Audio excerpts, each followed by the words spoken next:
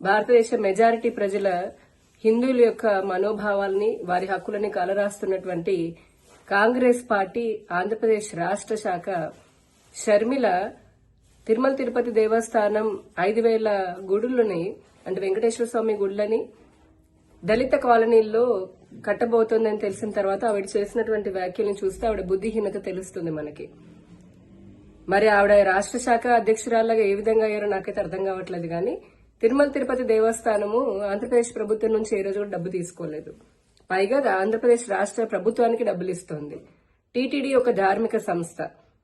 కోట్లాది మంది హిందువులు తమ మొక్కుబడుల రూపంలో భగవంతుడి కోసము అలాగే ధార్మిక సేవ కోసం అని చెప్పని ముడుపుల రూపంలో ఇస్తున్న దాంతో వాళ్ళు ధార్మిక ప్రచారం కోసం ఇస్తున్నారు.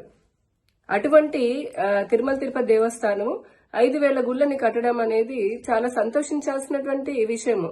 కానీ ఆవిడ అతి తెలివితోటి అంత ఎక్కువగా డబ్బులు ఉంటే గనక వారి స్థలాల్లో మౌలిక వసతుల సదుపాయాలు మెరుగుపరచడానికి ఉపయోగించండి, లేదా రాష్ట్ర ప్రభుత్వము ఇతర వాటిలపైన దృష్టి పెట్టాలని చెప్పని మాట్లాడుతుంది.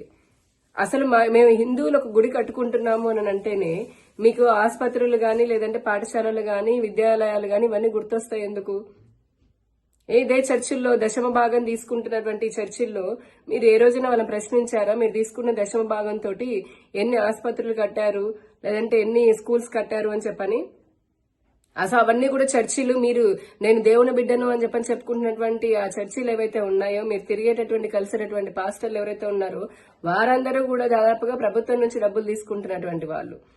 ప్రభుత్వం ప్రజలు కట్టేటటువంటి సొమ్ముతోటి వారికి ఇస్తోంది జీతాల రూపంలో, అలాగే ఇమాంలు కానీ దేవాలయాలకు సంబంధించి ఎండోమెంట్ డిపార్ట్మెంట్ అని చెప్పని ఇంకా ప్రభుత్వమే ఎండోమెంట్ శాఖ ద్వారా డబ్బు తీసుకుంటుంది దేవాలయాల నుంచి, ఇంత ఫిక్స్డ్ పర్సంటేజ్ అని చెప్పని.